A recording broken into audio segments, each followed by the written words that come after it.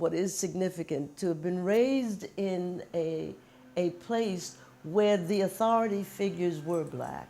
When you talk about the presidential campaign, and I have talked about heroic, and I mean heroic in the big sense of the word, so much has happened since then,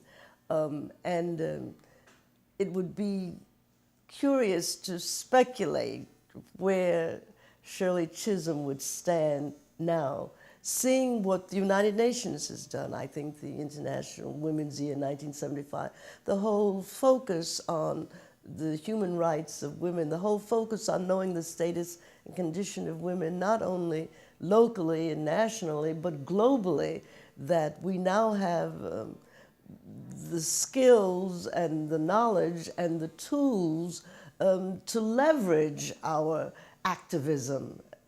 We have the analysis and we have the activism in terms of women's empowerment.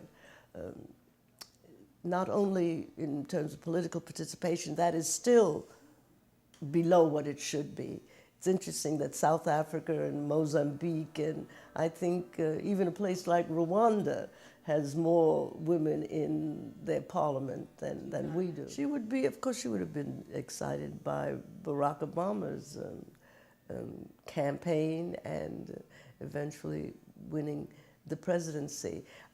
I think she would realize that the United Nations, with those 4 world conferences on women, with that Beijing platform of action, with guidelines and targets for us to reach in terms of education, in terms of employment, in terms of health, and in terms of political participation, in terms of recognizing that even no peace actually can really be achieved in this world until women are sitting at the table, because it's women who really want peace, because they realize how necessary it is for their survival and the survival of their families. She would be very much in tune with that.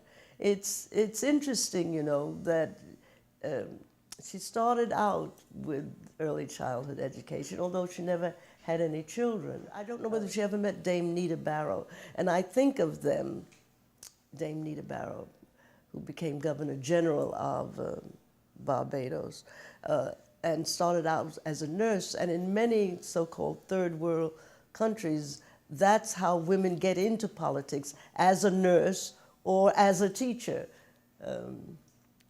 And it's interesting that it was as a teacher, that was the road that took her into politics, actually.